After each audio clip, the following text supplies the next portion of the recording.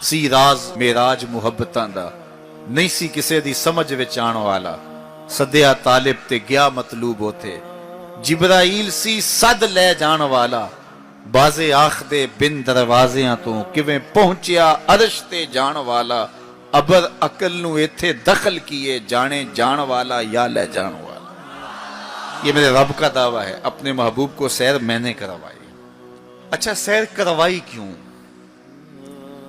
तो कहा कि मैं अपने अजायब कुदरत की निशानियां अपने अब्दे खास को, अब्दे मुनीब को, अब्दे मुख्तार को, अब्दे मुकर्रम को दिखाना चाहता हूं।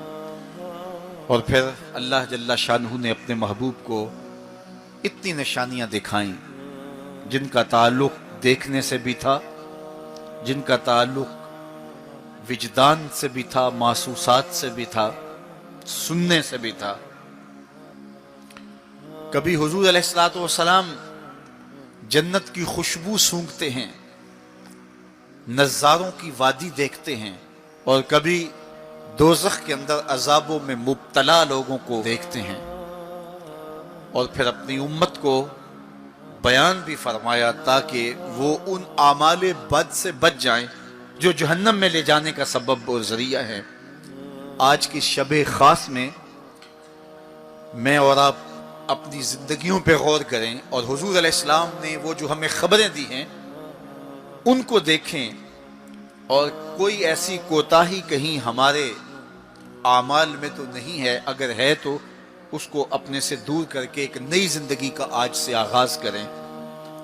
हुजूर अलैहिस्सलातु वस्सलाम ने फरमाया कि मैंने कुछ लोगों को देखा कि पत्थरों से उनके सर कुचले जा रहे हैं, और पत्थरों से कुचलने की वजह से उन लोगों के सर कीमे की तरह हो जाते, कूट दिए जाते हैं पत्थरों से, लेकिन थोड़ी देर के बाद फिर सही हो जाते हैं, लेकिन फिर दोबारा उनके सर कुचले जाते। तो मैंने पूछा, जिब्रील ये कौन लोग हैं? तो कहा कि ये वो लोग हैं कि जिनके सर नमाज की वजह से बोझल रहते थे, नमाज जिनको बड़ी भारी लगती थी, अजान की आवाज सुनते और फिर दोबारा सरहाने पे सर डाल देते और उठने की हिम्मत ना पड़ती। हय्या अलस सलाह हय्या अलल फलाह की दिल फरेब सदाएं कानों में पड़ती। तो इनके सर नमाज की वजह से बोझल होते थे, और आज इनके सर पत्थरों से कूटे जा रहे हैं। इस पूरे इज्तिमा में जो इस ग्राउंड के किनारों तक है और बाहर गली में भी इस लाउड स्पीकर के जरिए से बाजार में भी, सड़क पर भी आवाजें पहुंच रही होंगी। तो आप सब और मैं गौर करें कि हमारी जिंदगी में कहीं नमाज से कोताही तो नहीं है। और ये भी सुन लीजिए कि ये मेराज का तोहफा खास है जो हुजूर लेकर आए हैं। इसीलिए अस्सलातो मेराजुल मोमिनीन कहा गया कि नमाज अहले ईमान के लिए मेराज है। हुजूर का मेराज तो ये कि दीदार इलाही किया और वहां तक पहुंचे जहां किसी का तसव्वुर भी नहीं पहुंच सकता। लेकिन इस उम्मत के लिए मेराज ये है कि जब वो पेशानी सजदे में रख के सुभान रब्बी अल आला कहती है, इतनी रहमतें बरसती हैं कि अगर लोगों को पता चल जाए कि हम जब सजदे में होते हैं तो कितनी रहमतें बरसती हैं, तो वो सजदे से सर ही ना उठाएं, इतनी रहमतों का नज़ूल होता है। इसलिए इस उम्मत का मेराज ये है कि ये पंजगाना नमाज शियार जिंदगी बना ले, कभी भी नमाज कज़ा ना होने दे, अपनी जिंदगी में नमाजों को इस तरह शामिल करे कि नमाज का वक्त आए तो बेचैनी हो कि नमाज की अदायगी हो, और एक नमाज के बाद दूसरी नमाज का इंतजार करने लग जाएं। हुजूर नमाज को आंखों की ठंडक करार दें। बिलाल हबशी को जब अजान के लिए कहते तो ये फरमाते, अरेहना या बिलाल, बिलाल उठो और हमारे सीने को राहत पहुंचा दो। तो नमाज से हुजूर के कल्ब को, हुजूर के सीने को राहत पहुंचती थी। मैं और आप जितने लोग यहां आए हैं और जिस हुजूम के साथ, जिस शौक के साथ, जिस वलवले के साथ और जिस मोहब्बत के साथ आए हैं, यकीनन आप और मैं हुजूर को राजी करने आए हैं, अपने रब को राजी करने आए हैं, आकाए दो आलम की रिजा के हुसूल के लिए हम आए हैं। तो हुजूर की रिजा के तालिब बन के आज के इस इज्तिमा में आने वालों, अगर तुम चाहते हो कि हुजूर हमसे राजी हो जाएं, तो अगर बदकिस्मती से कोई बेनमाजी है تو آج عزم کر کے جائے کہ آج کے بعد نماز نہیں چھوڑوں گا، اللہ کے رسول راضی ہو جائیں گے انشاءاللہ۔ چونکہ حضور نے نماز کو اپنی آنکھوں کی ٹھنڈک قرار دیا ہے، یہ حضور کے لیے راحت کا سبب تھا، تو 5 گانا نماز شعار زندگی رکھ۔ جبریل براق لے کے حضور کی خدمت میں حاضر ہوتا ہے۔ حضور فرماتے ہیں دون البغل فوق الحمار، وہ جو براق تھا وہ خچر سے کچھ چھوٹا تھا اور گدھے سے کچھ بڑا تھا، تو میرے لیے براق تیار ہے۔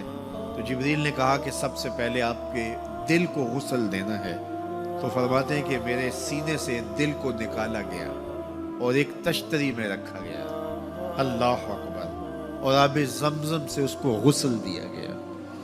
جب دل کو غسل دیا گیا تو جبریل نے حضور کے قلب اطہر کو دیکھا تو حیران ہو گئے اور بے ساختہ پکار اٹھے۔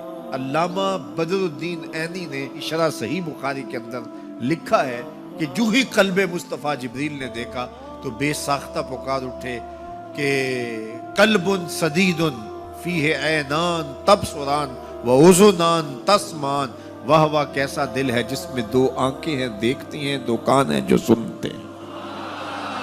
ایسا دل کائنات میں پہلے کسی نے نہیں دیکھا، نہ کسی کا ہوا ہے، جس میں آنکھیں بھی ہوں، جس میں کان بھی ہوں۔ جو قصیدہ پڑھا جاتا ہے مصطفیٰ جان رحمت پہ لاکھوں سلام، اس پورے قصیدہ سلامیہ کے اندر حضور کے ایک ایک عضو کی تعریف کی گئی ہے۔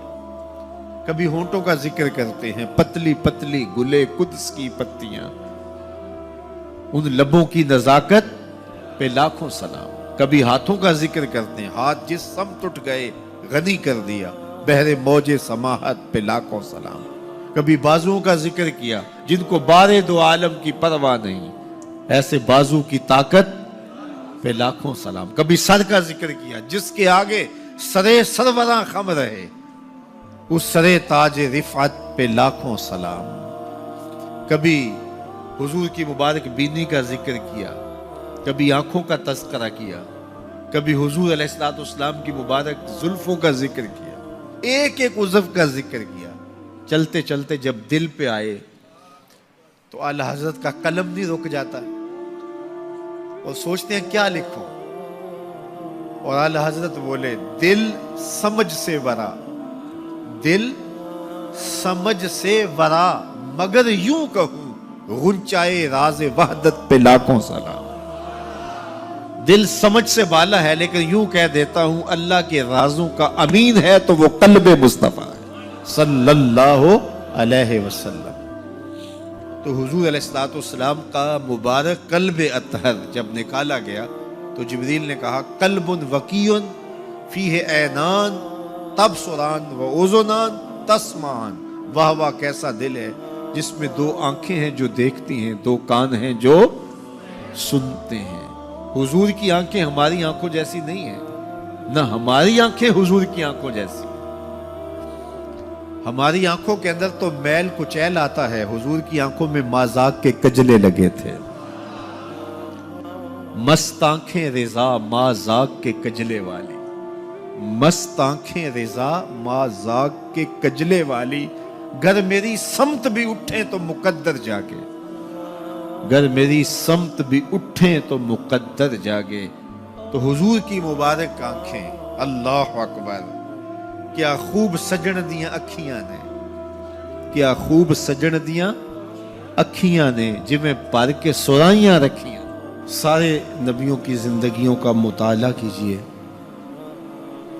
ان کو سخت سے سخت، کٹھن سے کٹھن حالات کا مقابلہ کرنا پڑا اور حالات کی سختیاں انہوں نے گوارا کی، لیکن اٹھنے والے قدم پیچھے نہیں ہٹے، وہ آگے ہی بڑھتے چلے گئے اور عظیمتوں کے سفر طے کرتے گئے۔ سب سے زیادہ مشکل اور کٹھن حالات میرے اور آپ کے آقا و مولا حضور نبی رحمت صلی اللہ علیہ وآلہ وسلم کو ملے اور حالات کا جبر حضور کو سہنا پڑا، تلخیاں گوارا کرنی پڑی۔ پیدا ہوئے تو باپ کا سایہ سر پہ نہیں تھا، 6 سال کی عمر تھی کہ ماں انتقال کر گئی۔ حضور نے اعلان نبوت کیا تو اپنے ہی مخالف ہو گئے۔ سب سے پہلا شخص جو کھڑا ہوا اور جس نے بدتمیزی کی وہ رشتے میں سکا چچا لگتا تھا۔ اس کی بیوی سارا دن جا کے جنگل میں کانٹے جمع کرتی تھی، ام جمیل، اور جن راہوں سے حضور نے گزرنا ہوتا ان راہوں میں بکھیر دیتی کہ پاؤں زخمی ہوں گے اور منزل پہ پہنچ نہیں سکیں گے، لیکن میرے حضور گھر سے نکلتے ہیں، ان کانٹوں سے بچ کے گزرتے ہیں اور ان گڑھوں سے بچ کے گزرتے ہیں اور پھر بھی ان تک پہنچ جاتے ہیں۔ کھود لیے گڑھے، بچھا لیے کانٹے، آ گیا ہوں تمہارے پاس پیغام لے کر۔ عقبہ بن ابی معیط حضور کے گلے میں کپڑا ڈال کے تو دیتا ہے، حضور کے گھر کے سامنے کوڑا پھینک جاتے ہیں، اجڑیاں حضور علیہ السلام کے بدن میں حالت سجدہ میں ڈال دی جاتی ہیں۔ اور یہ وہی ایام ہیں کہ حضور کا شفیق چچا کفار کی ریشہ دوانیاں بڑھتی ہیں تو بولتے ہیں کل ما اجبتا، میرے بھتیجے جو تمہارے من میں آتا ہے کہو، میں جو ہوں تمہاری پشت پہ کھڑا ہوں میں۔ ان کا بھی انتقال ہو جاتا ہے، جناب ابو طالب بھی انتقال کر جاتے ہیں۔ ایک ایسی ہستی جو حضور پہ جان نچھاور کرتی ہیں اور کوئی بھی تکلیف ہوتی ہے تو حضور ان سے بات کرتے ہیں تو دل کا بوجھ ہلکا ہوتا ہے، وہ ہے زوجہ رسول سیدہ خدیجہ الکبریٰ رضی اللہ تعالی عنہ۔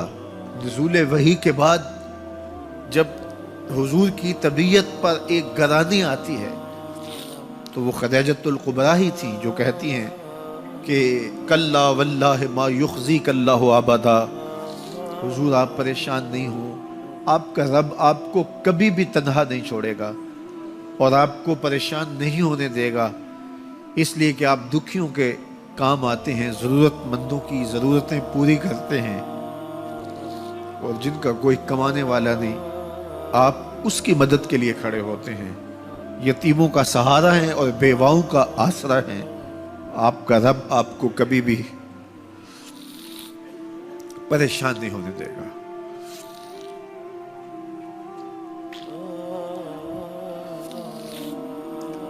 سیدہ خدیجہ الکبریٰ کا بھی انتقال ہو جاتا ہے، جو ہر مشکل وقت میں ڈھارس بندھاتی تھی، پشت پہ سایہ بن کے نگہبانی کا فریضہ انجام دینے والے چچا بھی انتقال کر جاتے ہیں۔ عقبہ بن ابی معیط کی بدتمیزیاں بڑھ جاتی ہیں،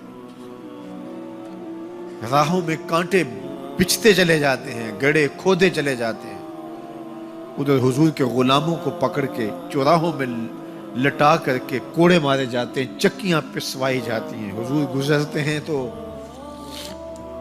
عمار ابن یاسر کے خاندان کے ساتھ تکلیفوں کے پہاڑ ٹوٹے ہوئے ہیں۔ حضرت سمیہ رضی اللہ تعالی عنہ جو حضرت عمار ابن یاسر کی والدہ ہیں، ان کو مکے کے ایک چوک کے اندر ابو جہل نیزہ مار کے شہید کرتا ہے، حضرت یاسر شہید کر دیے گئے۔ بلال حبشی چکی پیستے ہیں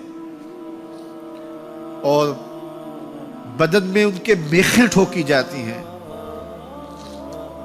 عجیب عالم ہے، اپنے بھی مخالف سکا چچا راستہ روک کے کھڑے ہو جاتا ہے، اوجریاں پھینکی جاتی ہیں، کانٹے بکھیرے جاتے ہیں۔ طائف گئے تو ان کا رویہ اتنا شرمناک اور اتنا دردناک تھا کہ اس کی تلخیاں بھولتی نہیں ہیں۔ اللہ کے محبوب ایک دن حرم میں آئے اور وہیں ام ہانی کے گھر جو حرم کے بالکل قریب تھا رک گئے۔ فرماتے آنا بین النوم والیقظہ، میں نہ تو ابھی سویا تھا نہ ابھی جاگ رہا تھا، میری درمیانی کیفیت تھی۔ تو فرماتے ہیں کہ میں اپنی چچا زاد بہن ام ہانی کے گھر میں تھا کہ جبریل براق لے کے آ گئے اور آ کے سندیسہ دیتے ہیں ان اللہ اشتاق الی لقائک یا رسول اللہ، محبوب زمانے کے دکھوں نے آپ کو گھیر لیا ہے اور تکلیفیں حد سے تجاوز کر گئی ہیں۔ رب کہتا ذرا آؤ نا میں رخ سے نقاب اٹھاؤں اور آپ کو جلوہ کرا کے سارے غم غلط کر دوں اور سارے دکھ دور کر دوں۔ تکلیفیں حد سے بڑھی، اذیتیں زیادہ ہوئیں، تو مالک نے کہا محبوب وہ منظر بھی دیکھے کہ طائف کے بازاروں میں لوگ پتھر لیے کھڑے تھے، اب وہ منظر بھی دیکھو، رضوان جنت کے پھول لیے کھڑے ہوں گے، فرشتے قطاروں میں منتظر ہوں گے، وہ پتھر لیے کھڑے ہوں گے، یہ پھولوں کی کلیاں لیے جنت کی حوریں کھڑی ہوں گی۔ تو حضور کے استقبال کی تیاریاں ہیں، جبریل براق لے کے حضور کی خدمت میں حاضر ہوتا ہے۔